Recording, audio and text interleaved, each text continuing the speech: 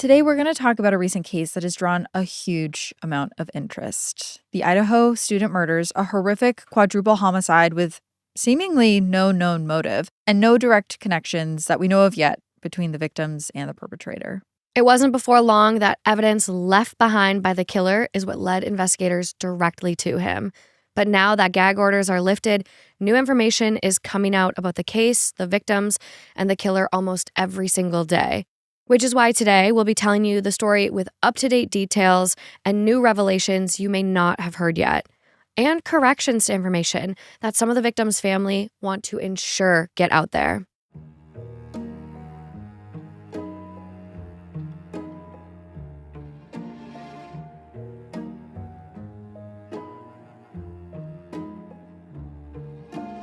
Hi guys, welcome back to Clues, where we sneak past the crime scene tape to explore the key evidence behind some of the most gripping true crime cases. I'm Kaelyn Moore, and I'm going to be the one diving deeper into the timelines, the backstories, and the court files released on these cases. And I'm your internet sleuth, Morgan Absher. I'm the one who's diving into all the Reddit forums and anything obscure online that I can find to see what is and isn't adding up. More on the case and the clues that defined it after this quick break. I remember this case breaking on TikTok. I think social media took this one like wildfire very quickly. Yeah, definitely. I still remember the first thing I ever heard about it was when they put out that report that 4 people were murdered, but it looked like a crime of passion and there was no greater threat to the community. And so everyone just started thinking it was a jealous partner or a roommate issue. No one had any idea how out of control this whole thing would spiral. No idea. And the things that have been said on social media about some of the victims themselves just everything we're going to get into today. We'll get into it. It is a wild case and I'm ready to get into it. Yeah. I'm ready to get into it. So a quick reminder for anyone who's watching this episode on YouTube, you're going to see some photos, some maps, some images that'll help you kind of piece the story together as we're telling it. And if you're listening, you can find those same exact photos on our social media channels. That's at Clues Podcast on Instagram. And a quick content warning, this episode does contain detailed descriptions of the victim's injuries and other potentially disturbing details, so please listen with care. And out of respect for the family that has come forward pretty recently and doesn't want to get additional crime scene photos leaked, we might not be showing as much because that is what the family wants. So if you don't see it, that is probably why. So at 11:56 a.m. on November 13th, 2022, 911 dispatcher Carolina Calvin gets a call from Moscow, Idaho. It's from a group of students over at the nearby University of Idaho who live off campus, reporting that one of their friends is, quote, not waking up after a night of drinking. Calvin dispatches first responders to the address, 1122 King Road. The Moscow Police Department arrives so fast the callers are still on the phone with Calvin when they get there. More than 5 students outside the home greet the cops. 19-year-old Dylan Mortensen and 19-year-old Bethany Funk, both of whom live at the address, as well as their friends 22-year-old Hunter Johnson, his girlfriend 21-year-old Emily Alant, and 20-year-old Josie Loderin, who all live down the street. Among the first officers on the scene is 22-year-old Officer Mitch Nunez, who's been on the force for only about a year.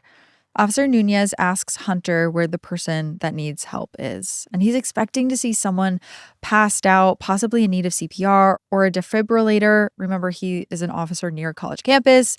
He's kind of thinking he's going to see something that he's seen before. Hunter takes Officer Nunez up to the second floor of the house, to the bedroom where 20-year-old Xana Kernodle is lying on her back on the floor. And Nunez can tell right away that this is not just an overdose. It's not just a medical event because there's a lot of blood on the scene. He can tell just from looking at her that Xana has been stabbed repeatedly, and he can also tell that there is a second body in the room. Her boyfriend, 20-year-old Ethan Chapin, is lying on her bed, still partially covered by a blanket, but he seems to be also stabbed to death, potentially while he was still sleeping. Officer Nunez realizes that this is beyond anything he's ever seen before. It is way beyond his level of experience. So he radios back to the station with news of a suspected homicide. And then he goes up one more flight of stairs to the 3rd floor. And that's when he finds that there's 2 more bodies in the house. Madison Mogan and Kaylee Gonsalves, both 21 years old, are laying in bed together, covered in a pink blanket. And they've also been stabbed to death. Madison has a large gash on the right side of her face and visible knife wounds on her forearms and her hands. The damage done to Kaylee's face does make her unrecognizable. And not only has Officer Nunez truly never seen anything like this, but he's pretty sure that nothing like this has ever happened in the town of Moscow before. But before we get into exactly how this investigation played out, let's talk a little bit about the kids that were involved, the university students. So Kaelyn Gonsalves and Madison Mogen were both seniors and 21 years old. They had been inseparable ever since the 6th grade. I remember watching the documentary that just came out on Apple about them. Like, I had no idea how close they were. Sisters. It's really sweet. I have never had a best friend that close just throughout my entire life. It's so special to watch. They both grew up in the Coeur d'Alene area of Idaho, about 85 miles away from Moscow. And like you said, Morgan, they were basically sisters. It was only natural that they not only decided to go to the same university and continue their friendship and stay together for 4 more years, but also move in together and be roommates too. Kaelyn majored in general studies. She was a member of the Alpha Phi sorority. She was set to graduate early, actually. She was going to graduate in December of 2022. And after graduation, she planned to move to Texas because she already had an IT job lined up. Meanwhile, Madison, or Maddie as her friends called her, was a marketing major and a member of the Pi Beta Phi sorority. She was on the dean's list. She was set to graduate next spring with plans to move to Boise. But for now, she worked as a part-time server in the Mad Greek restaurant in downtown Moscow, while she also managed the restaurant's social media pages. By that November, though, the girls knew that life was going to take them in separate directions. They were going to go different places after they graduated. Kaelyn had already moved out of the house at 1122 King Road, and she was staying somewhere else at the time. In fact, during the weekend of the 13th, Kaelyn was just visiting the shared house to attend a party that weekend and show her friends her new car. She figured that she would just crash in Madison's bed with her, like she so often did. As for 20-year-old Xana Kernodle, she also shared the home at 1122 King Road, and her boyfriend, 20-year-old Ethan Chapin, slept over a lot. Xana's housemate, Bethany, said at the victim's memorial service that Xana and Ethan's relationship actually, quote, made her believe in love. That's really cute. Which is so sweet. Xana, a junior, also majored in marketing and was also in the Pi Beta Phi sorority with Madison. She had allegedly overcome a tough childhood, and she was raised by her aunt and her uncle. But Xana didn't let any of those tough circumstances keep her down for very long. She was known by her friends and her family as an uplifting, positive thinker who took any bad situation and turned it into a good one. She became a multi-sport athlete and a competitive gymnast in middle and high school. In college, she focused on making progress towards her professional goals. Like Madison, she also worked part-time at this Mad Greek restaurant in Moscow. And after graduation, she planned to start a marketing company with her older sister, Jasmine, who was now a senior at Washington State University, which was only 15 minutes away from Moscow. But at least for while she was in school, one of the things that she really focused on was her boyfriend, Ethan. Ethan was the same age, but he was only a freshman. He majored in sports management after playing basketball in high school, where his coach remembered him as a student who just lit up dark days. He was the firstborn in a set of triplets. He had a brother and a sister who all attended the University of Idaho together. Ethan was Xana's first ever boyfriend, and he had already brought her home to meet his entire family. By November, the two had been dating for around 6 months. They seemed like they were very much in love. And they spent their last evening alive together at a party thrown by Ethan's fraternity, Sigma Chi, before going back to Xana's house. Ethan, that night, seems to have just fallen asleep. Xana, we know, stayed up to order DoorDash and scroll TikTok a little bit longer. Her DoorDash order arrived at around 4 a.m, but then her TikTok activity abruptly stopped at 4:12 a.m. And the next person to use her phone was a police officer that was investigating the crime scene. So back at the crime scene the day that the crime happened, one of the first things that the detectives do is they speak with the surviving witnesses, which brings us really to our first clue that we have in this entire thing, what their surviving roommate, Dylan Mortensen, saw and heard. So this brings us to our first clue in this case, Dylan's statement.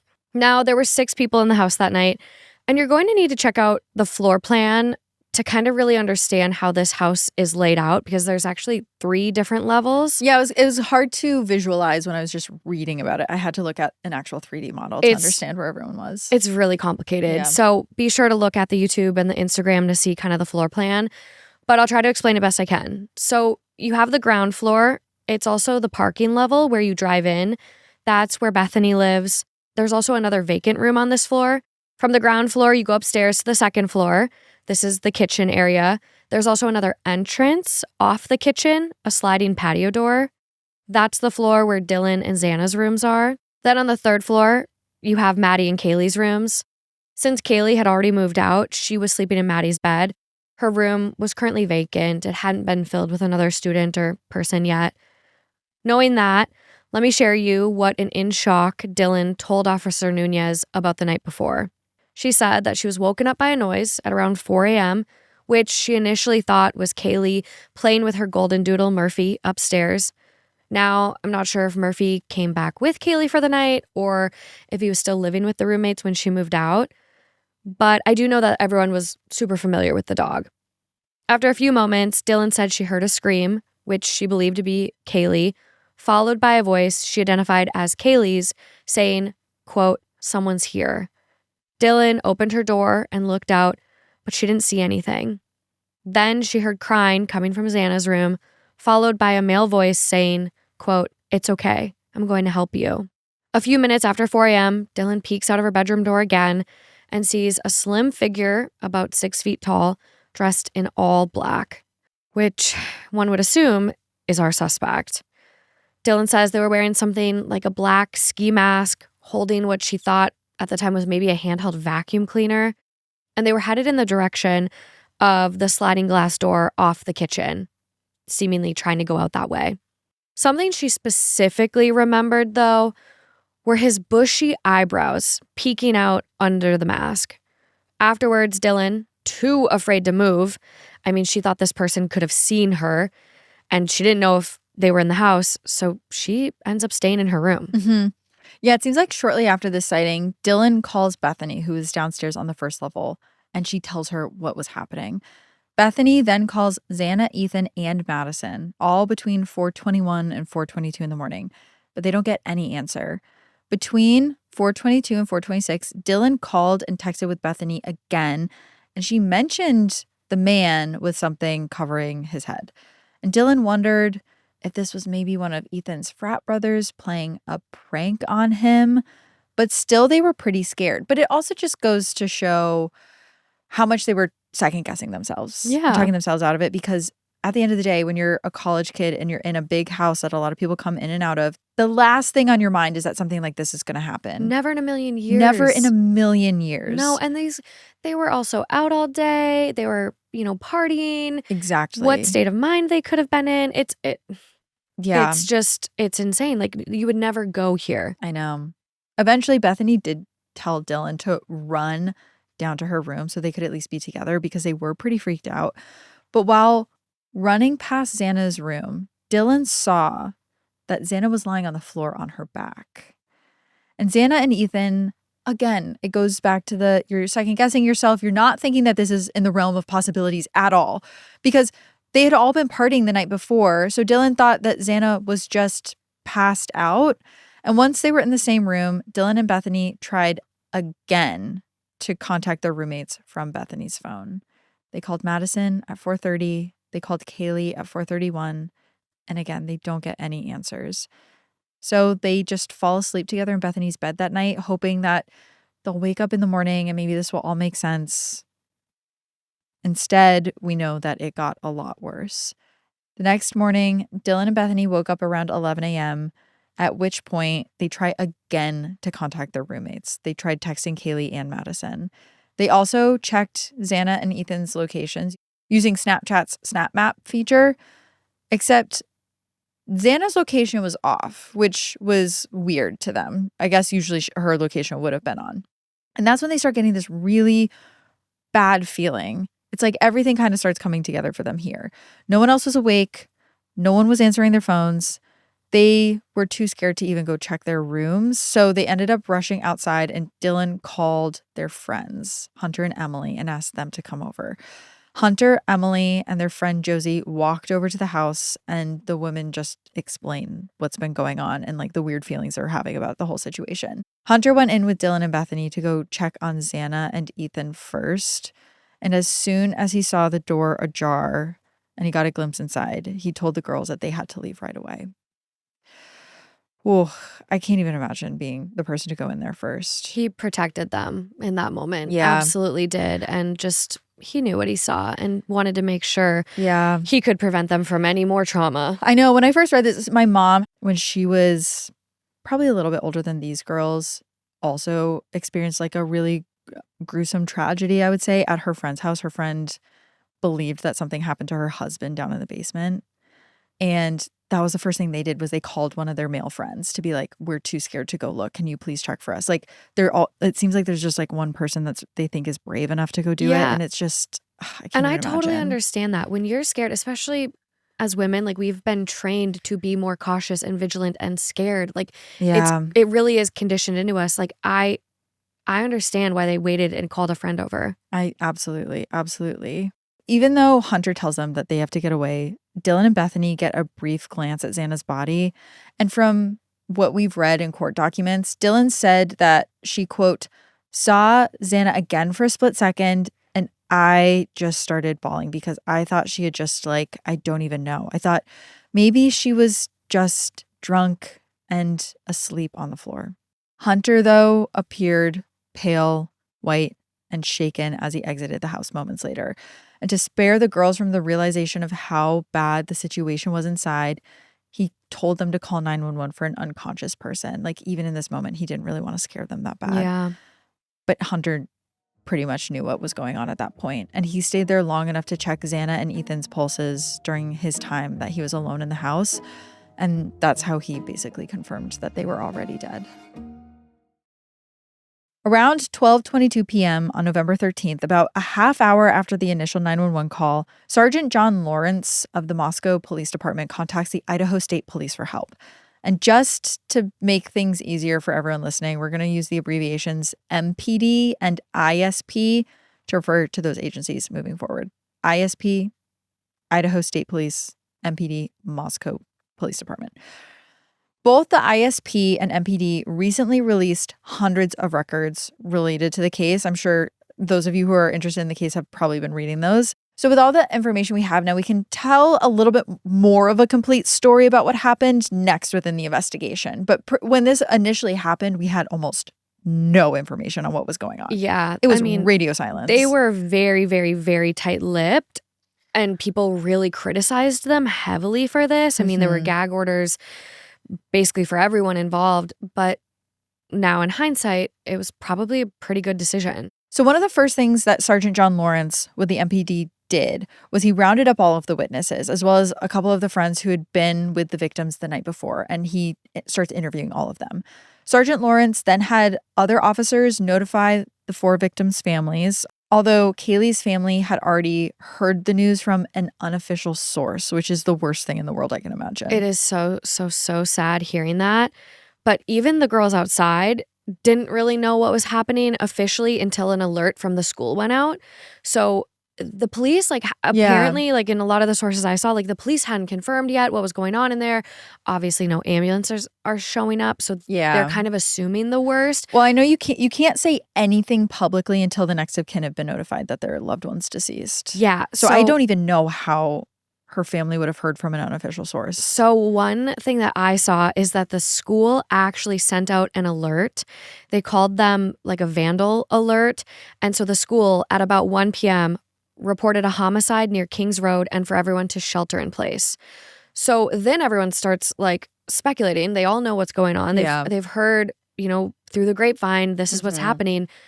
And then there's a lot of rumors that another alert went out about 4 homicides. So the school is sending out all these alerts. And then there's another one that comes from 517 that police continue to investigate the death of 4 people near campus. So it's kind of coming out through these school alerts, which isn't necessarily how this maybe should be coming out. In the 517 text alert, they indicate there is no ongoing threat, which is really audacious to say at that point because You have no idea. You have no idea. You don't know who this is. And now that we know that they were targeted potentially at random, it was not someone they were close to. This was not a crime of passion that happened during an argument. Yeah. It was not just so to tell all of the other students like, hey, I know 4 of you just got murdered, but don't worry, it's not going to happen to anyone else. They just had no idea. You have no idea. That is so scary to get that Yeah. text. So meanwhile, other investigators are tasked with canvassing the neighborhood. They knock on doors and question neighbors. They start gathering footage from all of the security cameras in the neighborhood. And back at the crime scene, Sergeant Shane Gunderson with the MPD starts taking charge. He quickly evaluated the victims. He begins cordoning off the area, establishing a crime scene log, and he sets security at every entry point. They don't want the scene to be contaminated any more than it already had been. They were on it. He confirmed EMS had not tampered with the scene prior to their arrival, and noticing that the patio door was ajar, he starts questioning if any arriving officers had opened it, but all of them say that they had not. And then he took a moment to deal with a potential source of crime scene contamination, and that is Kaylee's golden doodle, Murphy. Murphy was not injured, which is very important to know. It's really sad hearing about Murphy being at the scene. But police were worried that he could move or damage evidence or contaminate something. So an MPD officer ends up taking Murphy to the local Humane Society just temporarily before he ends up getting handed over to his second owner, which is Kaylee's ex-boyfriend, JD. And with that, Sergeant Gunderson and his team just really go to town on assessing victims and the crime scene more closely. Which brings us to our second clue, the victim's injuries. Again, this next part is going to be pretty graphic, so if you feel that you cannot handle it today, please check for markers in the description and just skip ahead. And this is all stuff that we've only learned recently, correct? Yes. Yeah, I actually ended up downloading quite a few of the MPD reports, and there are so many supplemental documents, and the official autopsies don't seem to be released, but there is this summary that is in some of these documents that's provided, and that's where we're getting a lot of our information from. So when Sergeant Gunderson went through the house, he went to Xana first, who was in her bedroom on the northwest side of that second floor. And this is a quote from his initial report.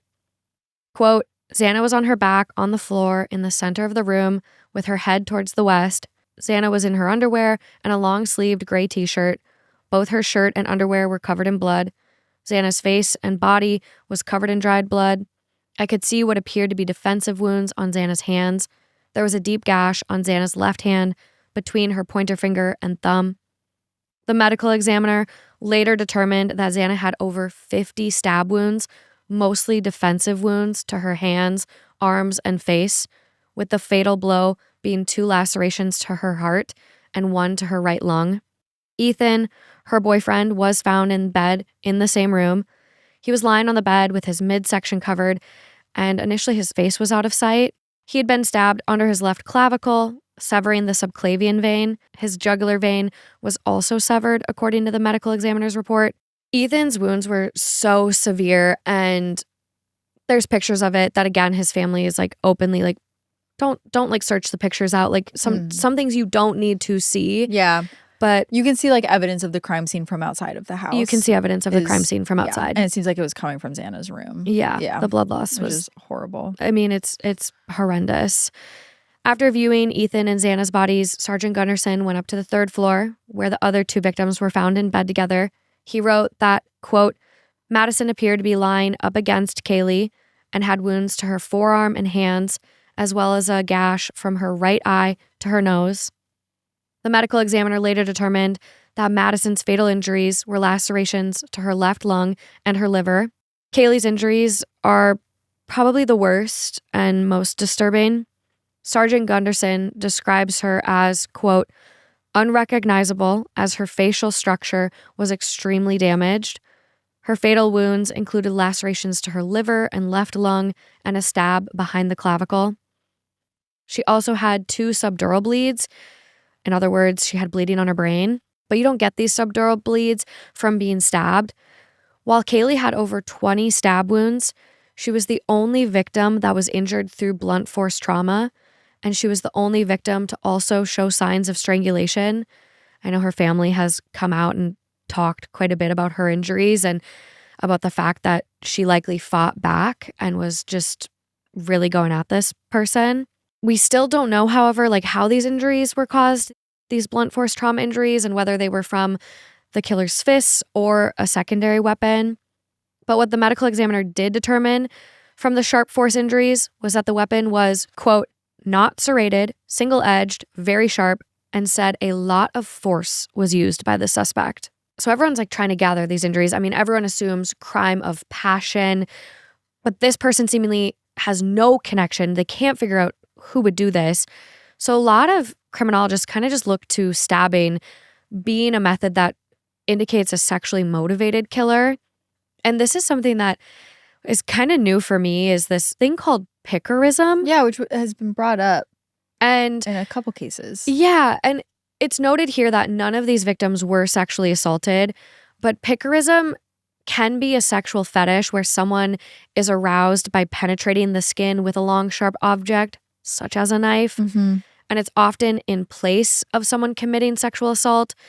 According to criminology professor Dr. Mark Pettigrew, it's really this, I don't know, it's this interesting thing. Yeah, sometimes I wonder if that's going to be one of the things we look back on in 50 years and think like the same way we used to think phrenology was real, feeling people's skulls, if it's just going to be kind of like bunk I wonder. psychology, or if there like really is something to it, because it does come up a lot. I know, it has come up a lot, and this is just something I don't know. It really disturbs me because I'm like, in a lot of these cases, they speculate that the perpetrator looks at the knife as their own sexual organ and it which replaces feels it. Freudian. It's really, I don't know how I feel about this one. But back on the scene, we end up getting clue number 3 pretty soon. At around 2 p.m. that day, MPD Corporal Brett Payne arrives and he sees something that nobody has spotted yet. And that brings us to clue number 3. In the 3rd floor bedroom where Kaelyn and Madison were killed, there's a leather knife sheath on the bed. The sheath belonged to a special type of knife called a K-bar knife.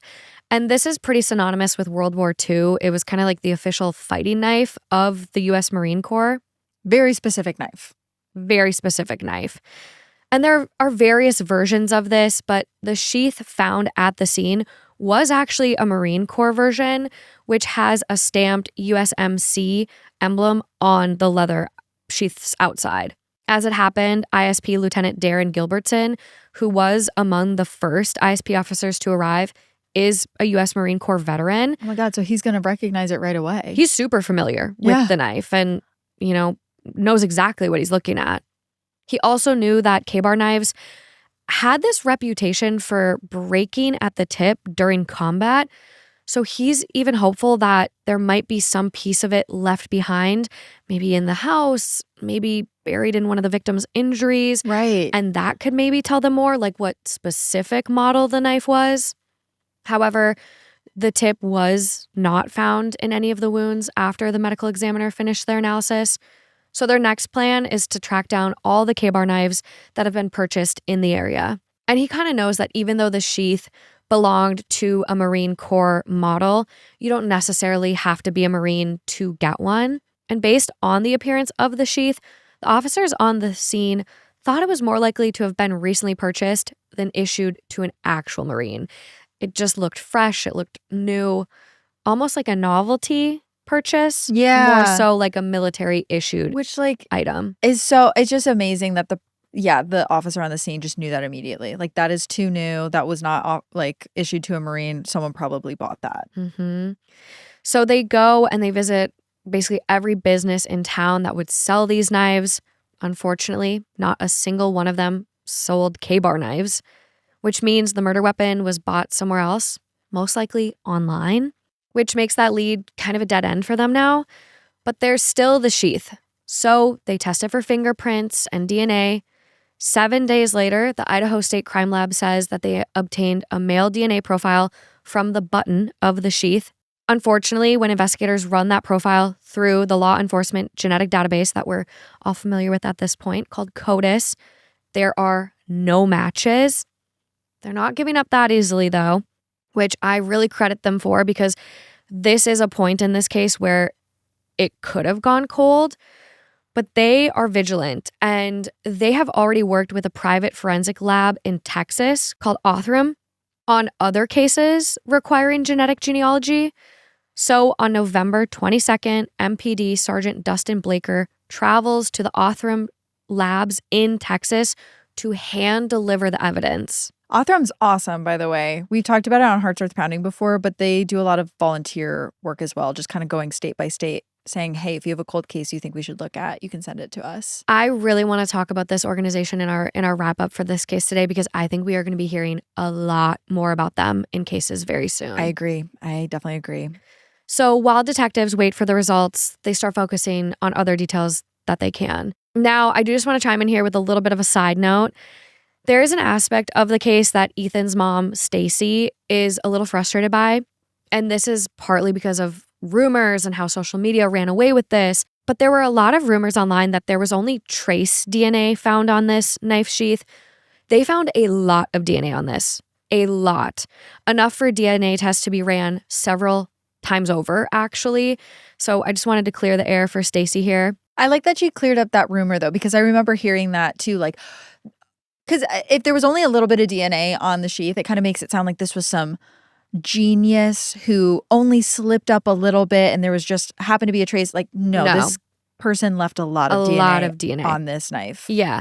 And I will say, Kaylee's family has openly talked about how, like, they think that those girls were fighting and that they were able to get that sheath off him, too. Like, they speculate that, like, that whole thing. It was found on the bed where they were fighting him. I know. So, like, one aspect of this case is, like, it's just tragic, but they appreciate that their daughters, like, they were so close, kind of helped lead them to their killer. Absolutely. Yeah, if that's what happened, then yeah, it was really them that got the big piece of evidence.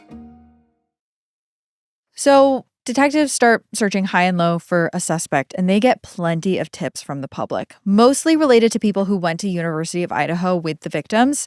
At first, it kind of seemed like the murders maybe had something to do with Greek life. That's where a lot of the tips were pointing them towards, given that, the victims were all in sororities or fraternities. And interestingly, at the time of the murders, the victims' two sororities were the only chapters at the University of Idaho that were currently suspended. So police were kind of considering that because both of them were suspended for, quote, violations or concerns regarding risk management, alcohol/drugs, or hazing. The police ended up spending a decent amount of time looking into the possibility that the murders might be alcohol or drug related, but ultimately all of those leads come up empty and they stop looking at Greek life entirely. Everyone seemed to like the victims. Like, I cannot stress that enough. Everyone, the police, because they have to do their due diligence and be like, do they have any enemies? And like, you listen to the kids at the school talk about these four, everyone has the nicest things to say about them. Like, they made everyone feel welcome. Mm-hmm. Everyone was like in love with Ethan because he was beautiful. Like, just everyone loved all these kids. I know. And so there's not any specific lead within the university that they can really chase. And I know at this point too, a lot of people were online. There were some TikTok mediums that thought it was a professor at the school that was maybe in a relationship with one of the students. I don't even want to give it that much credit to talk about it, but like, other people who were not familiar with the case were starting to suspect people at the school and look through the security footage and try to blame other students. But absolutely. TikTok went insane. Yeah, TikTok really thought that they were going to solve it, and they just kind of ended up hindering. They did. Yeah. Like, social media really stifled the investigation. We might get into it a little bit more, but like, the way that social media terrorized the two surviving roommates is horrendous. The documentary, they did it. These girls... Yeah. People were showing up on their front steps, putting cameras in their faces, YouTubers, TikTokers, marching around after. This was insane. Cyber Sleuths on, I think it's Peacock or Paramount Plus, is a good documentary that kind of breaks down specifically with the Idaho case. The Cyber Sleuths, the TikTokers that kind of thought that they could solve it. Yeah. The point being that the police department pretty much immediately start looking away from anyone involved at the university. So the next thing that they're doing is going through all of the security footage that they collected in the entire neighborhood. And that's when they find something that's kind of interesting. That brings us to our fourth clue in this case, a suspicious vehicle. There was actually a white sedan with no front license plate on it that was seen on multiple security videos taken from a few sources in the neighborhood. And it appeared to be circling the house at 1122 King Road on the night of the murders.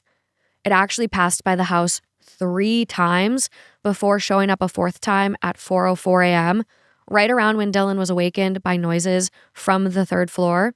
Then it was seen fleeing the area at an insane high speed at 4:20 a.m., right after Dylan reported seeing an intruder leaving their house. It sped off so fast that the lead prosecutor in the case says the driver almost lost control of the vehicle. And we're going to play that video for you guys. Like, this car is flying. Yeah, imagine seeing this on the security footage from that night. Flying.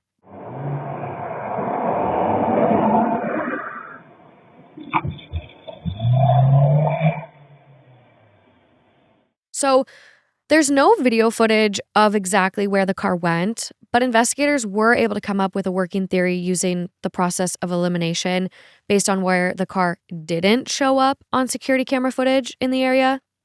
And so their theory was that the sedan left Idaho State entirely. It was heading in the direction of Pullman, Washington, another college town about 10 miles away from Moscow, which is right on the Washington-Idaho border. An FBI agent with special training in identifying vehicles gave MPD his best guess on what the car was, and he thought it was a 2011 to 2013 Hyundai Elantra. So MPD got in touch with the Pullman, Washington PD, who did a little video canvassing of their own, and the Pullman PD found security footage of what appeared to be a 2014 to 2016 white Hyundai Elantra with no front license plate driving around Pullman, including on the Washington State University campus there at around 5:25 a.m. on November 13th, just an hour after the murders. On November 29th, 16 days after the murders, 2 separate Washington State University campus police officers told MPD they spotted a car that seemed similar to what they might be looking for, a 2015 white Hyundai Elantra with a Pennsylvania license plate LFZ 8649. Pennsylvania, by the way, does not require a front license plate. Both Washington and Idaho do, though. So the car being registered in Pennsylvania was the reason it didn't have that front plate. Now that they had the plate, they also had the name of the driver. A 28-year-old white male student studying for a PhD in criminology at WSU. His name was Bryan Kohberger. He was 6 feet tall and 185 pounds. They also got his photo from his driver's license, and this was a huge deal because Bryan clearly had bushy eyebrows, just like Dylan had described. And to reiterate, this was 16 days after the murder? 16 days. Just over 2 weeks later, they had this guy's name and all this information on him. In hindsight, this feels like a huge moment in the case, and it happened so quickly. Except when MPD received this tip, their department initially dismissed it. And that was for a couple of reasons. First, they still thought that the vehicle on their security footage from Moscow was a 2011 to 2013 Elantra. The one that they found was 2015. I don't know why they were so hung up on the fact that it was a 2-year earlier model. The models year to year look so similar anyways. Like, it's just on the grainy footage. Grainy. The fact that it didn't have the front license plate is like so obvious to me. I mean, that's bing, bing, bing, bing, bing. That easily could have been a mark on our botch board here. I know. Well, later on, the FBI expert reviewed the same footage again and decided that the car's model could be anywhere from 2011 to 2016. So then it falls into that boat. Exactly. Plus, Bryan had no known connection to any of the victims, which made him seem like this really long shot suspect. I feel like officers at this point were probably in their heads like, this is too good to be true. Like, there's no way we catch this horrific guy so fast. 16 days after. As a suspect, he kind of fell into their lap a little bit because we see the car. We know that he has bushy eyebrows from the roommate. That lines up. Maybe it's too good to be true. That's what I'm like. They're probably convincing themselves like there's no way. He's also a criminology student. Exactly. So actually, let's talk a little bit more about who Bryan is. So before he was a PhD criminology student, he grew up in Pennsylvania. As a teenager, he was, from at least the research we've done, severely depressed. Apparently, at one point, he was addicted to heroin. In high school, he expressed an interest in law enforcement work, and he entered a vocational training program for law enforcement careers. But he got kicked out due to a complaint from a group of female students. The details on this are unclear, but just interesting to make a note of. Yeah. In 2011, at age 16, Bryan wrote a post on an online forum saying he felt like a, quote, organic sack of meat with no self-worth. And this is coming from an online forum that sources were able to authenticate as being from him because they were able to check the email address that was used, birth date, and some other identifying details about it. He posted that he constantly considered taking his own life. He felt guilty for treating his father, quote, like dirt. On the same forum, he said he felt no remorse and could do whatever he wanted. And there's another quote that we found too that he wrote. He said, quote, I am blank. I have no opinion. I have no emotion. I have nothing. Can you relate? Yeah, there's a lot on these forums, and there's some that have been able to be authenticated, some others that people think are really him, and like the Reddit detectives have gone down that rabbit hole. But like Bryan potentially has this thing called visual snow. Yes. Oh, yeah.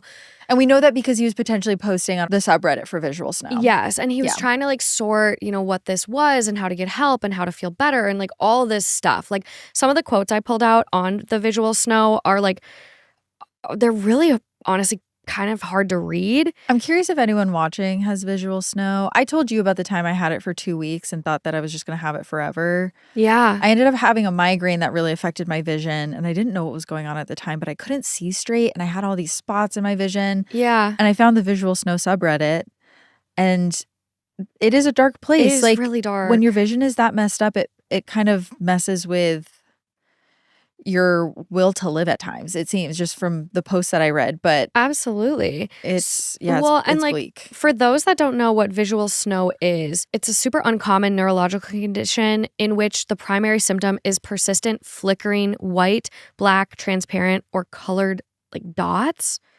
And it goes across your whole visual field.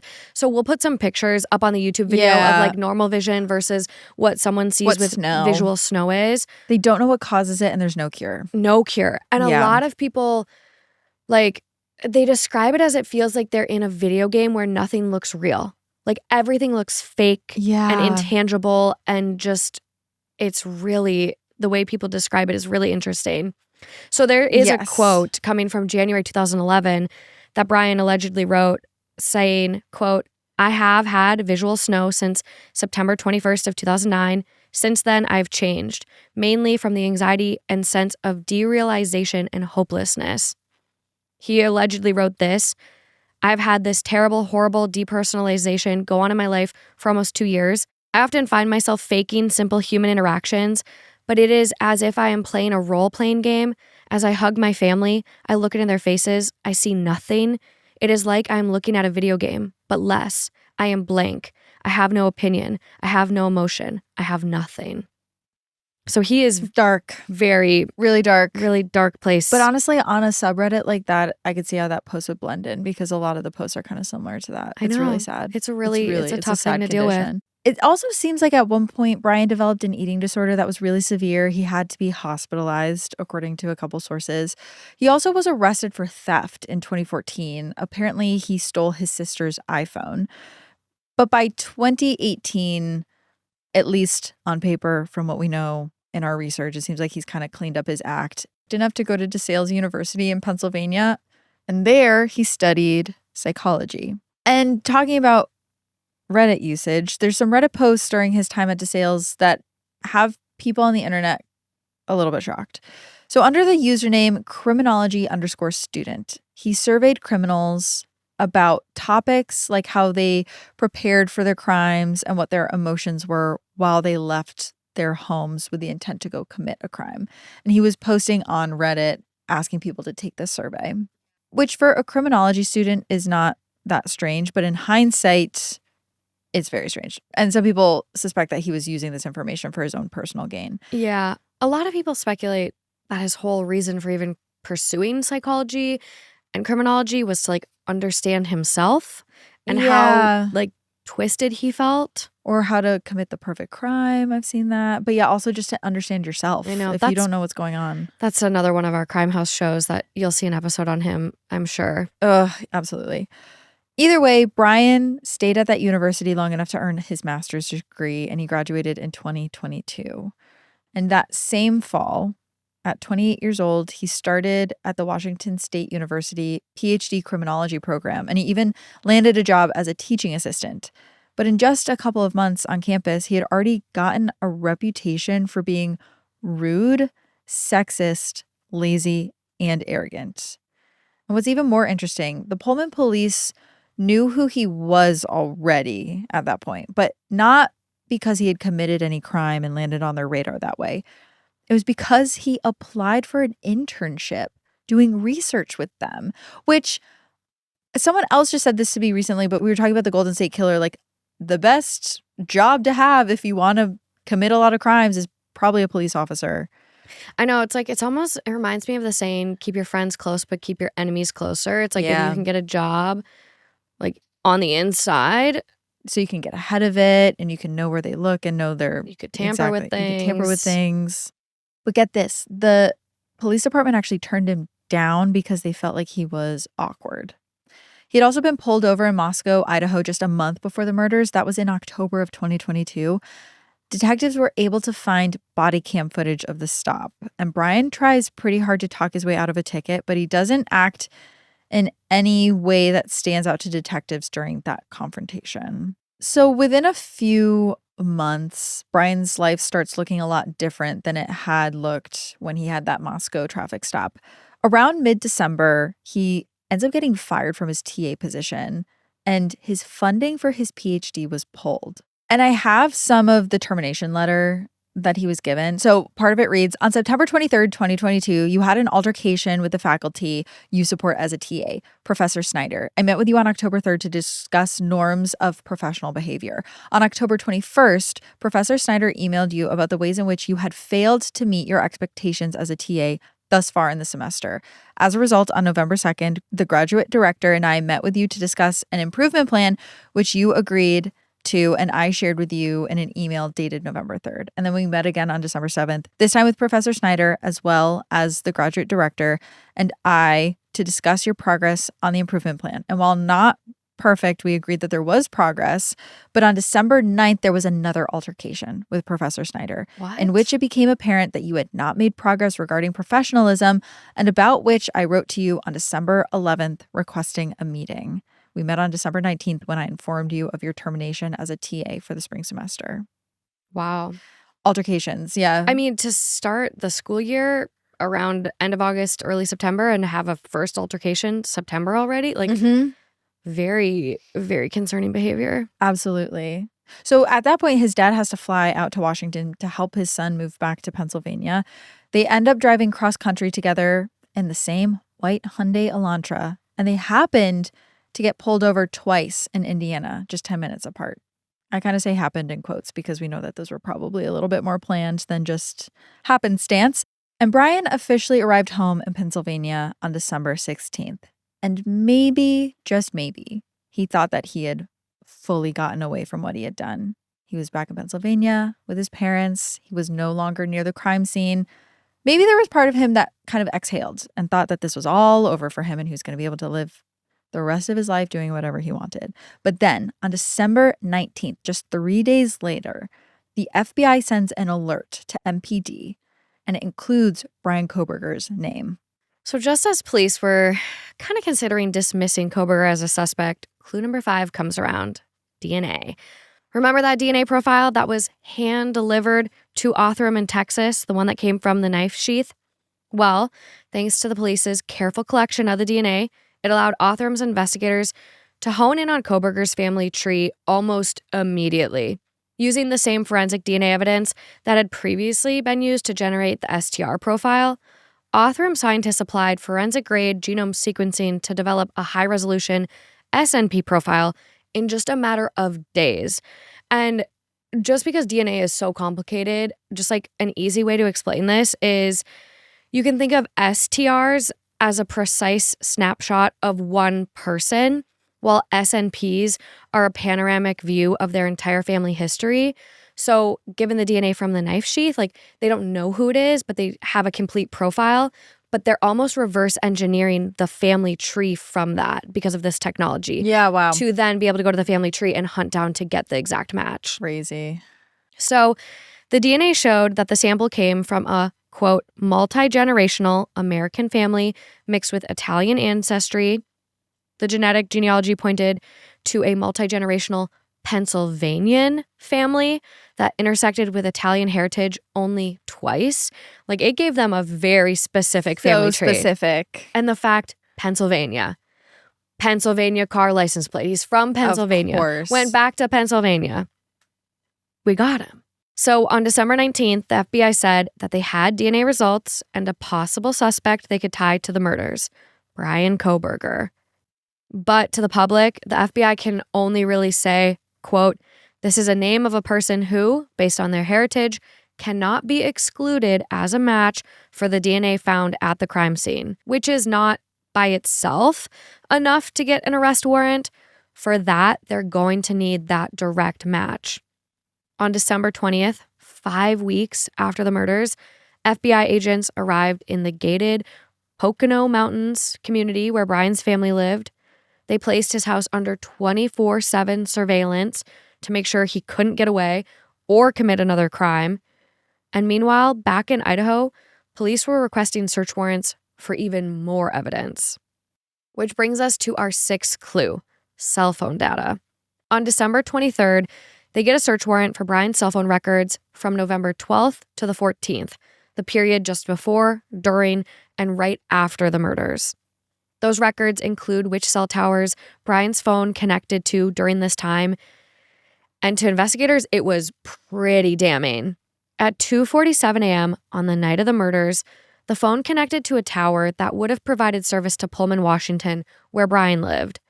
But then there's a gap until 4:48 a.m., where the phone doesn't connect to any towers. According to digital forensic experts, that meant that Bryan physically turned his phone off, and upon further forensic analysis, they were able to determine that the phone was manually powered off by the button and the battery was at 100%. I just don't understand how you're a criminology student getting a PhD. Like, you've been a criminology student for a long time, and you didn't know that when you drive your cell phone to the crime scene with it on, they can see that. And just because you turned it off once you got there doesn't absolve you of anything. Every time I read that piece, it's so shocking to me. I mean, it's baffling.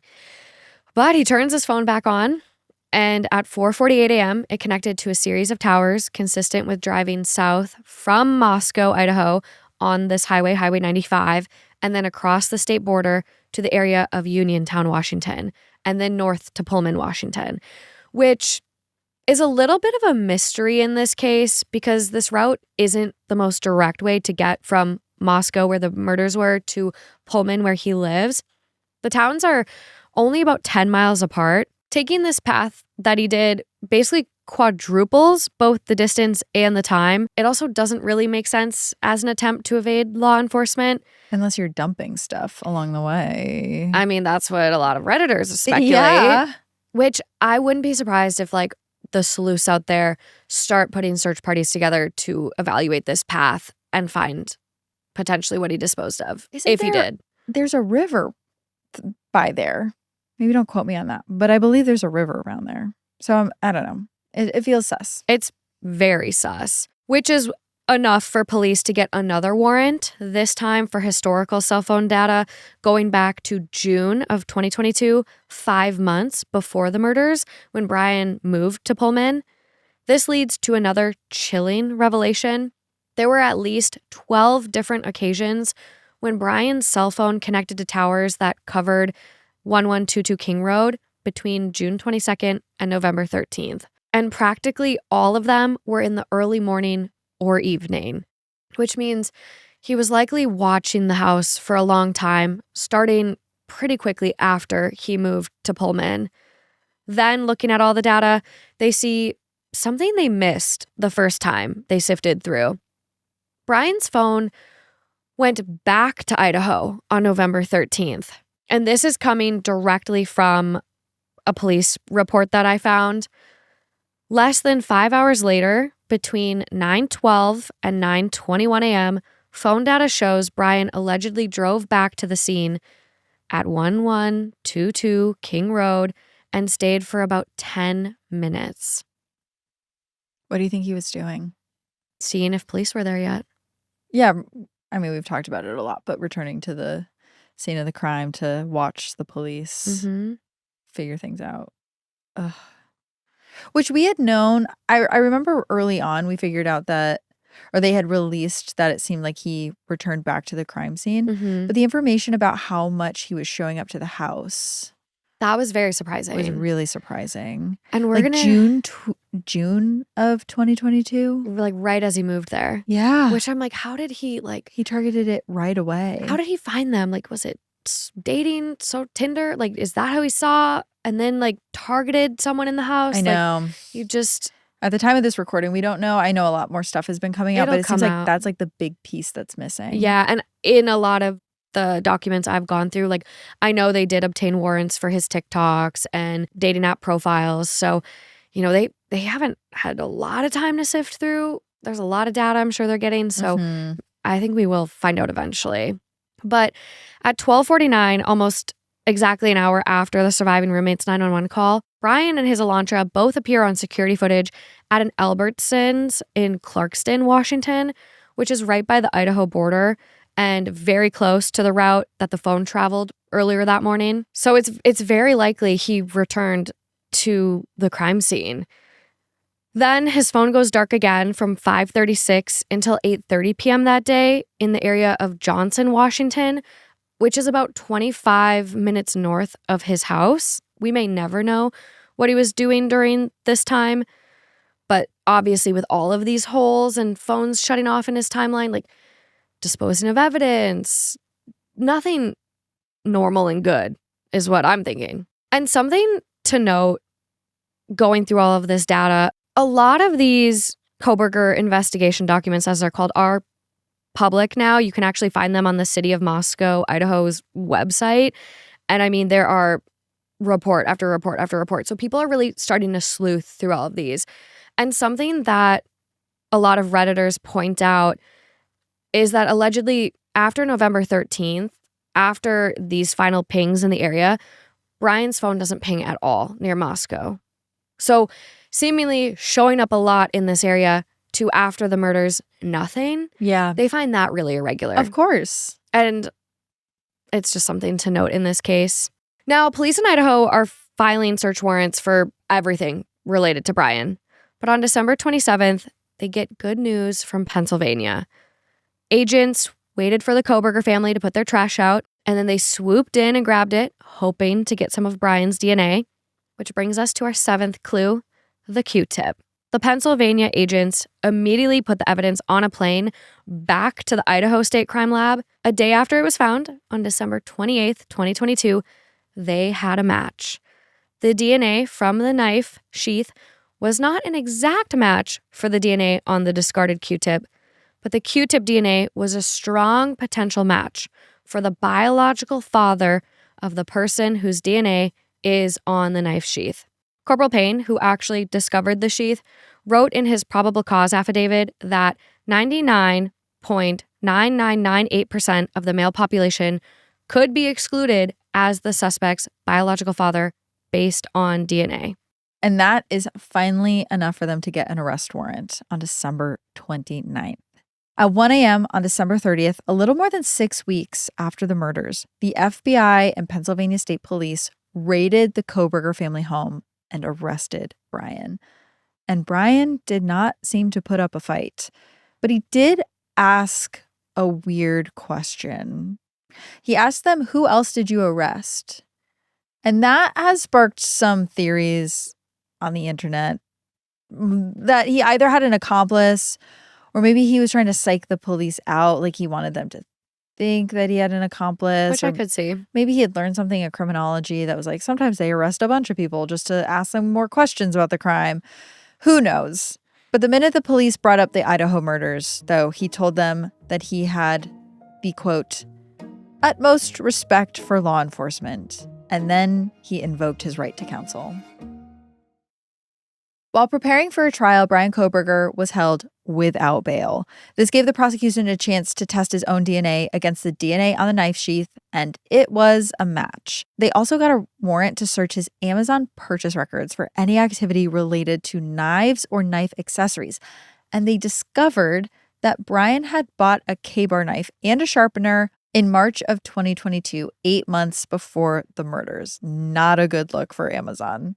On the same day that Bryan was arrested, police also searched his apartment in Pullman, Washington, and it had been cleared out almost completely. The trash was empty. Even the shower curtain was removed. I mean, that makes sense. He was leaving school permanently. They did, though, find 2 small stains that were tested for and found to be possibly blood. And that was on a pillowcase and a mattress, but we don't know whose blood they were. Either DNA tests weren't done on this or the results haven't been released as of this recording. His car, that white Hyundai Elantra, was also found to be spotless. It was cleaned so thoroughly that, at least according to lead prosecutor Bill Thompson, it was, quote, like it had been disassembled inside.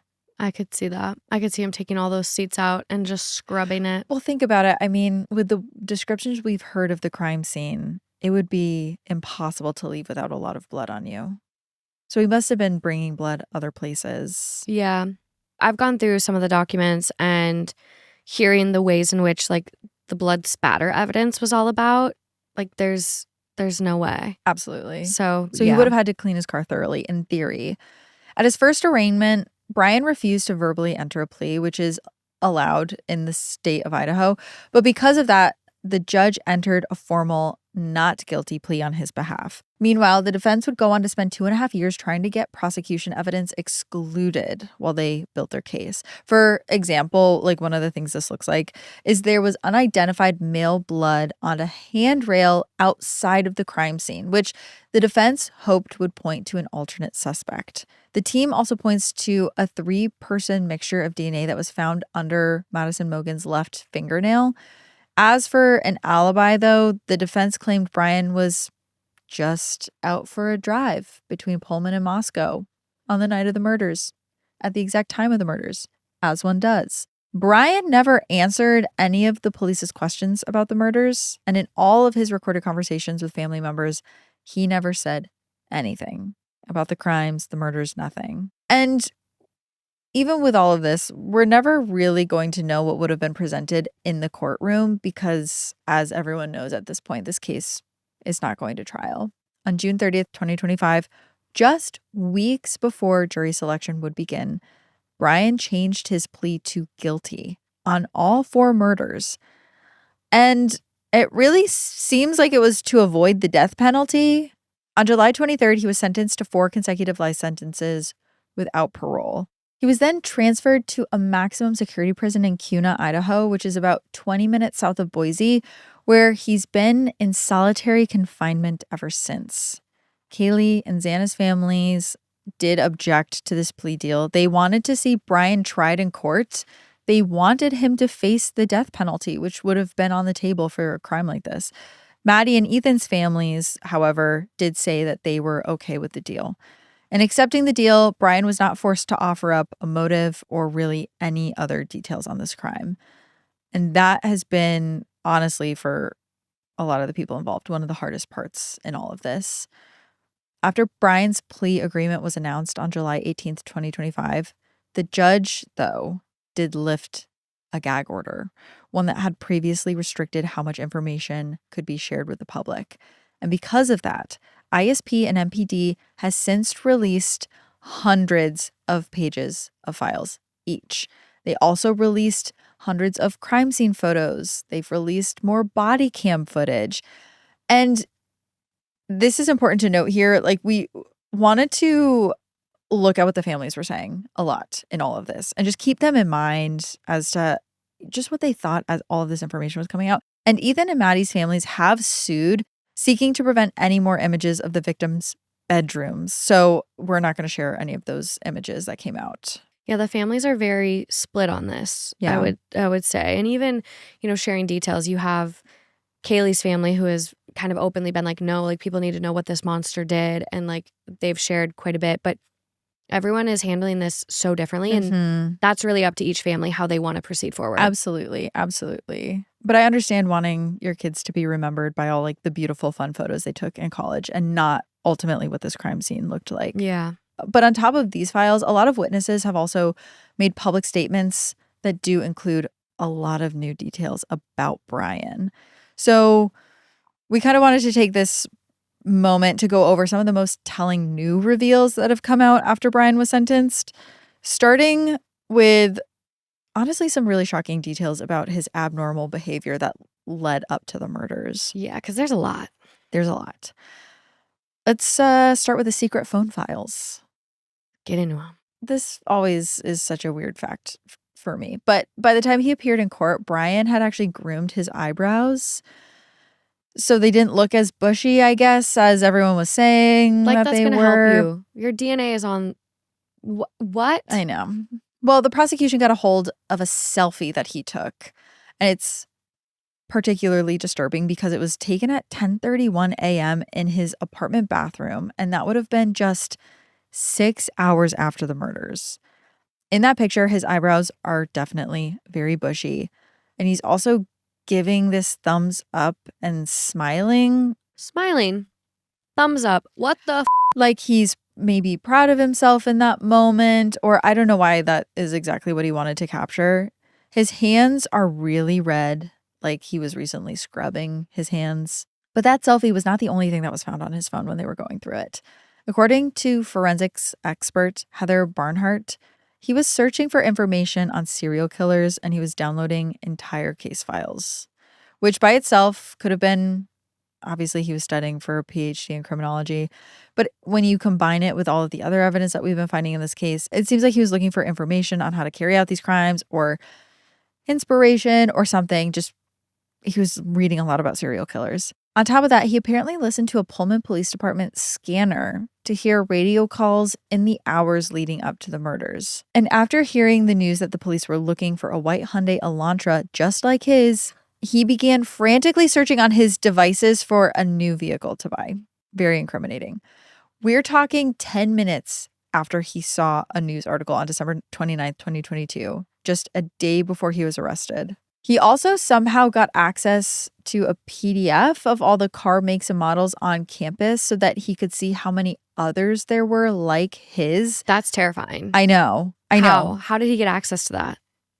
Yeah, I don't even know why they have that. I guess whatever, for parking purposes. When you buy a parking pass, I could see, everyone, like the college keeping a record, but like the fact he was able to get access to it. And search through and be like, okay, does anyone else have a 2015 Hyundai Elantra that I can pin this on? Yeah. He also was searching that day for phrases like wiretap and psychopaths paranoid, which, yeah, take that for what you will. He also visited the Moscow Police Department websites for their latest press releases on the case to read more about them. Newly released information also suggests that he and his mother had, and this was a big one for us, Morgan, that we were talking about earlier. Yeah. It came out that he and his mother had phone conversations after the murders and like leading up to his arrest. And there were a lot of phone calls. There were so many phone calls. I'm just going to break down some of the phone calls that he made because they were shocking to hear about. So cell phone records show that he called his mother at 6:13 a.m. the morning of the murders, but she did not answer. And remember, they're on the East Coast, so it's 9:13. He then called his father. At 6:17 in the morning, his mother, Bryan Kohberger, returned his call and they spoke for 36 minutes. This was approximately 2 hours after he turned his phone back on after being powered off during the time of the murders. At 8:03 a.m., he called his mother again and they spoke for 54 minutes. At 9 a.m., while he was on his way to revisit the crime scene in Moscow, Kohberger spoke with his mother for an additional 9 minutes. So it looks like 8:03 a.m., he called his mom, they spoke for 54 minutes, and then he calls her back just a few minutes later and they talk for another 9 minutes. At 4:05 p.m., the two had another brief 2-minute conversation. At 5:53 p.m., Kohberger called his mother for a final 96-minute conversation, hour and a half. So what's that? It's like half the day. Quick math. It's like well over. It's like over 3 hours. I love my parents, but like I would never. In one day? In one day. That many phone calls? According to some news outlets, know. his mom actually sent him an article about Xana and the injuries that she sustained sometime later. That's absurd. It really makes me wonder what they were talking about. What were you talking about? First of all, if I called my parents and they knew it was 6 a.m, their first thing is going to be like, are you okay? Yeah. Having a 2-minute conversation at 4 p.m, unless it's like, oh, I'm around at 6, call me then. And then he calls her later and they talk for 96 minutes. He talked to his mom so much that day. Experts said that the article that she sent him about Xana came through via text while they were on a call together. And since there was no context surrounding the article, it implied that maybe the two of them were talking about the crimes on the phone.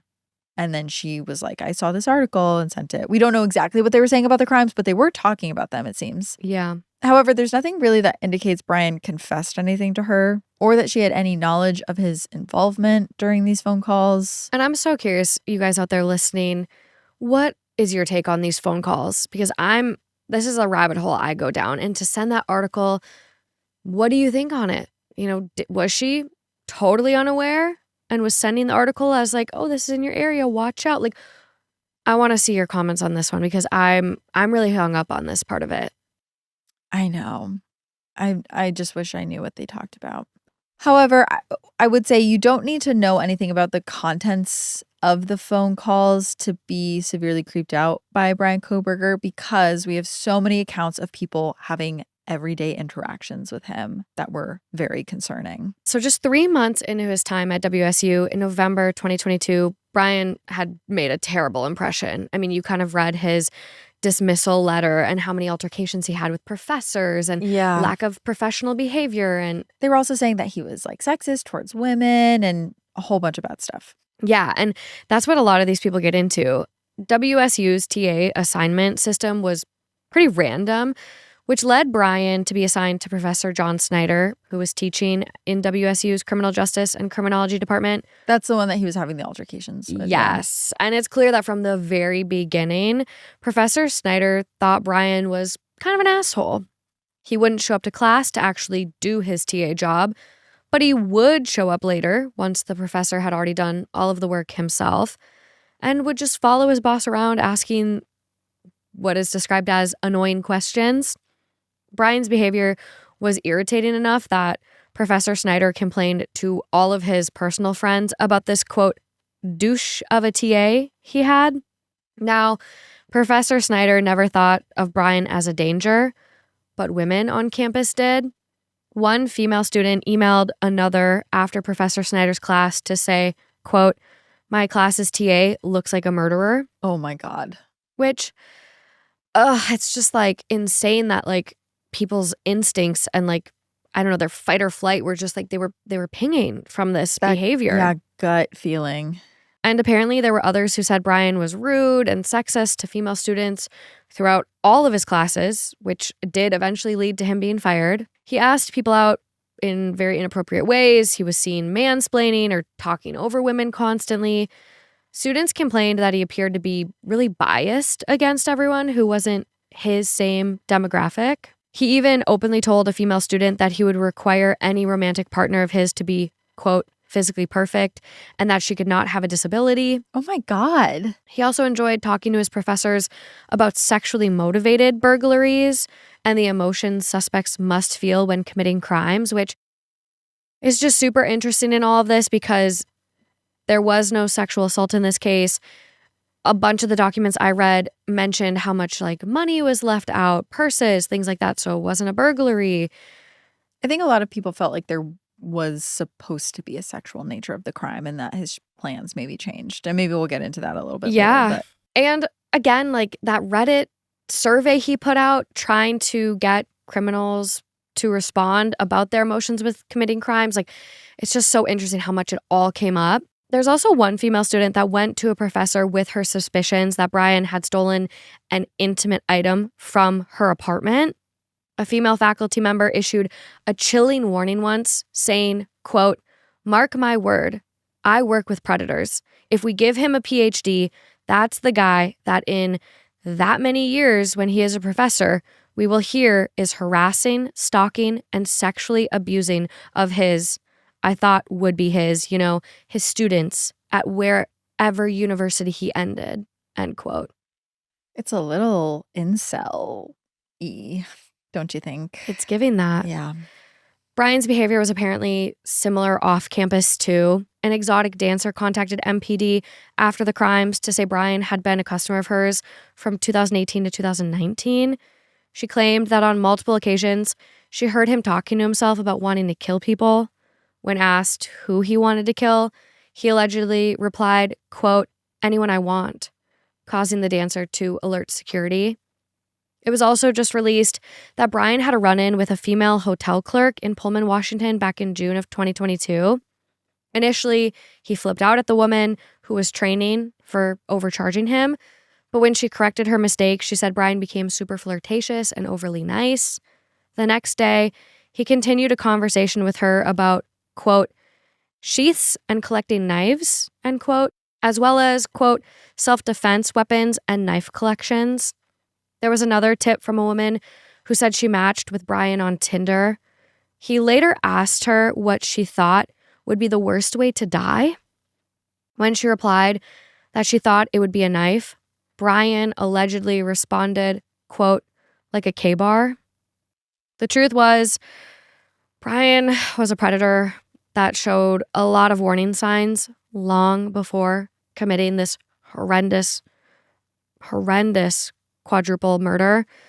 In fact, when Professor Snyder drove to Moscow for an interview, the police told him that they had actually found a list of women's names in Bryan's possession. One of them was a woman Professor Snyder knew through the WSU criminology department. Well, we also learned only after Bryan's plea deal about some of the other terrifying things that happened around 1122 King Road in the weeks and months leading up to the murders. So in the month before her death, Kaelyn told her roommate Dylan that she felt like someone was following her and watching her. It began one night when she went out to walk her dog Murphy. She thought she saw someone staring at her from the apartments near the house. Then, a week or two later, a man followed her around a local grocery store, all the way out to her car. And around the same time, about 2 weeks before the murders, the roommates made a Starbucks run together during this winter storm, and they returned to find that their front door was wide open, and the washing machine inside the house was running, even though none of them could remember turning it on. They were so concerned with this, they went and armed themselves with Ethan's golf clubs before they went inside. And it was notable enough that they had Xana's father stop by later to tighten the hinges on the front door. It really freaked them all out. A former unnamed roommate moved out of the house in part because she got a, quote, uneasy, weird feeling there. She later told police that the doors in the house were often left unlocked or had been broken in ways that made them really easy to unlock, which, I mean, is so common in a lot of these college houses. Plus, there were other creepy details that suggested Bryan had been targeting some of the girls in the house. Kaelyn, Madison, maybe even Xana. Bryan's phone had been in the area of the Wi-Fi network belonging to the Mad Greek. Remember, that's the restaurant where Madison and Xana both worked. And Dylan told police that during the murders, she thought she heard the intruder address Kaelyn by name, saying, "It's okay, Kaelyn, I'm here for you." There was also evidence to suggest that he was following Kaelyn and Maddie on Instagram. He had liked several of Maddie's photos. He actually maybe DM'd the victims repeatedly saying, quote, "Hey, how are you?" And I mean, this is something we were talking about earlier, Morgan, but one of the really disturbing things that came out about the case is that there's some evidence that Bryan befriended Kaelyn's dog Murphy in the weeks, maybe the months leading up to the murder, all without her knowing about this. An unnamed friend of the roommate said that there were several times before the murders where Murphy would just disappear out into the bushes behind the house for long periods of time, and he would not come back to the house even when he was called. She told police that this happened at a Halloween party shortly before the murders while the group was, quote, on the back patio once again, and Murphy began to run into the wood line behind the house and not come back. The group also, quote, heard noises too that time, similar to what it would sound like if someone was moving through the woods on foot. That's all the things that this friend said in their interview. Another friend said that there was a time that Kaylee came home to find that the rear side door to the house was open and Murphy was missing. He eventually did return home, but the roommates did not know where he disappeared to during that entire time. And that to me sounds like it's that kitchen sliding door, that patio door that Bryan used to get in and out. Yeah, the one So- that they believe he entered the house through. Clearly familiar with getting into that house. Knew his way around the house. Around the same time, a neighbor actually saw a person walking through their yard, and they said that they were specifically 92% certain that that was Bryan Kohberger. I mean, we've seen it before with dogs in crimes where Mhm. people either will bring something to befriend the dog to keep it quiet, but I've never heard of someone spending months befriending the dog so that they can go into the house. It's just Yeah. very scary. I mean, it could line up. I'd be interested to see if it lines up with when his phone was pinging around that area. Yeah. I mean, the way this house was set up, there was like another parking lot kind of up top that overlooked it. And there were woods then on the side. So it would have been easy for someone to go park up there and then coax the dog into the that's woods. where they thought he parked to commit the crimes too, right? Is Yeah. up in the back and then came down through the woods. So let's talk a bit more about Bryan's life in jail. After his plea deal, Bryan's life within the jail system did change quite a bit. He was already behind bars, but he was in county lockup. So he had these privileges like hour-long showers, vegan meals, frequent video calls to his mother. Now he's just going to spend the rest of his life in a maximum security prison where he's only going to get a shower every other day and 1 hour of recreation time per day. That's too much. In a recent leaked video from his maximum security prison cell, Bryan doesn't look all that thrilled with his situation. Good. He also has been vocal about things that he doesn't like about prison. He has complained of harassment from fellow inmates. He submitted a handwritten request to transfer away from his current cell block, J2, to escape verbal threats that he claims to be receiving. I mean, you don't kill 4 innocent college students and get treated kindly in prison, I imagine. What the did you think was going to happen? His transfer ultimately was denied. It seems really like in all the time that he spent planning these crimes and casing the scene and whatever he was doing, he never actually stopped to think about the consequences of getting caught and what that might look like for him afterwards. And now he has 4 consecutive life sentences that he has to serve, most of which he's likely to spend in solitary confinement. And maybe, just maybe, he is going to end up wishing that the death penalty was still an option. I could see that. And that kind of takes us to today. I mean, there are a lot of loose ends and theories on this case. I mean, the internet is still kind of running rampant that even after Bryan's conviction, there's a lot of blame still being put on the surviving roommates, which I want to be clear, these women went through horrendous trauma. You cannot imagine how you're going to respond in a circumstance like that after a night of partying, some of them underage, maybe worried about getting in trouble. Previous circumstances where people were too drunk and everything worked out fine the next morning. I know, and you're really just not thinking that that's a possibility. You're also living in a house where people come in and out. I could see being freaked out, but not thinking anything to that degree had happened. Yeah, there is an interesting part of this case that I do want to point out and very kind of gingerly talk about it. But, Dylan's testimony really did help with this case. She was an eyewitness. She saw Bryan, the bushy eyebrows, and she also describes hearing things. And in a couple of the reports I read, they mention watching Vampire Diaries earlier in the evening. And so this is something that is kind of an innocuous detail at this point. It doesn't really change the outcome, but a lot of people speculate that some of the things that might have been heard that night actually were coming from a Vampire Diary episode. And there's a post on Reddit, and it just says this: Dylan was watching Vampire Diaries with Bethany around 2 a.m. So it's just something that Reddit has kind of gone down a rabbit hole over. And again, we'll never really know. And so as we're coming to the end of the story, I wanted to mention that this case has really been huge in the true crime community. There's some people that have not really handled it well. So law enforcement complained that rumors on social media were making their investigation more difficult and were costing officers time, and resources. There were a lot of unsubstantiated attacks on the surviving roommates, especially before Bryan was arrested. Just like questioning how they handled the events of the day, which we talked about. And there's theories that are still floating around the internet that are completely unfounded and ultimately not helpful for the investigation or the closure of the families.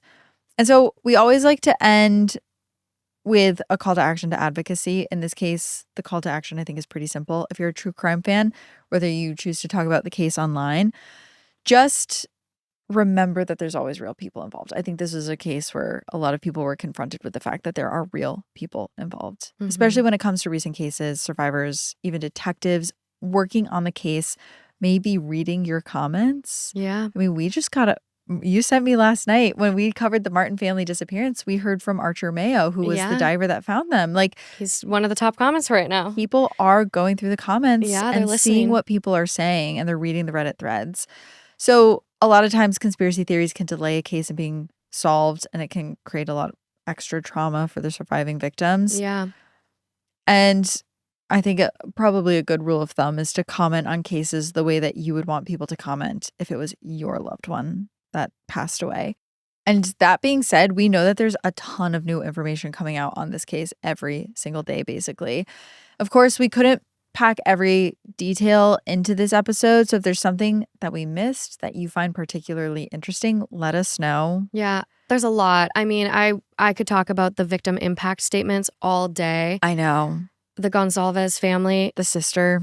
Oh my God. And like, was incredible. She went into his Reddit history, that survey he put. I mean, she just kept her composure and really just hammered it home. And I mean, those impact statements really, really are important to watch if you want to, see how this really has impacted. Yeah. Because again, how would you respond if this was your loved one? And that's how you should be responding. That's how you should be treating everyone involved in this case. And so I recommend watching some of those because they are very, very impactful. Absolutely. And we also wanted to flag that if you wanted to do something tangible to help remember at least one of the victims, in this case, you can buy tulip bulbs from the Ethan's Smile Foundation, established by Ethan's parents to raise money for a scholarship in his name. I did see an interview from his mom that so far at the time of the interview, they had already helped provide scholarships of $105,000. Oh my gosh. So this foundation is doing amazing things, and the stuff they sell is absolutely beautiful. So highly recommend checking it out, you guys. There's also the Made with Kindness Foundation honoring the memory of the victims in this case, and that can be found at www.madewithkindnessfoundation.com. And with that, we're going to transition into the missing person of the week. This week, we wanted to highlight the case of Kevin Collins Jr. He was last seen on February 27th, 2025 in Salem, New Jersey. He's described as 21-year-old, black male, 5'5", weighing around 115 pounds. He has brown eyes and black hair. Now, Kevin Collins Jr. was last seen on February 27th, 2025 at approximately 4 p.m. when he left Inspira Medical Center on State Highway 45 in Mannington Township, Salem County. He was last seen wearing a hospital gown, which was later found near the hospital. On February 27th at approximately 4:57 p.m., surveillance footage captured Kevin walking unclothed in a wooded area near Griscom Drive in Mannington Township. If you have any information on this case, you can call NJSP Troop A in Woodstown Station at 856-769-0775 or the New Jersey State Police Missing Persons Unit at 609-882-2000, and that's extension 2554. And there's a note here that he's believed to be experiencing a mental health crisis at this time. That is all that we have for this episode of Clues. This was a really tough case. A lot of families impacted forever. And if there's anything you feel we didn't touch on again, put it in the comments. And, like we mentioned, there's new information coming out all the time. So if there's anything that's come out since, we recorded this episode a while before it's going to get posted. So if there's anything that's come out, let us know in the comments. Or let other people, who are also watching this know in the comments what else has been shared. Absolutely. We go through the comments. We respond to a lot of you. So we really appreciate having those conversations. And making this community really what it is, coming together to help bring justice. That's like what I feel it is these days. Absolutely. And at Crime House, we value your support. So you can also share your thoughts on social media. And remember to rate, review, and follow clues to help others discover the show. And we will be back next week with another episode for you guys. Till then, bye guys. Bye. Every week, we dive into the pieces, both hidden and obvious, behind some of the biggest true crime cases. Subscribe to Clues Pod with Morgan Absher and Kaelyn Moore on YouTube. And remember, every clue counts.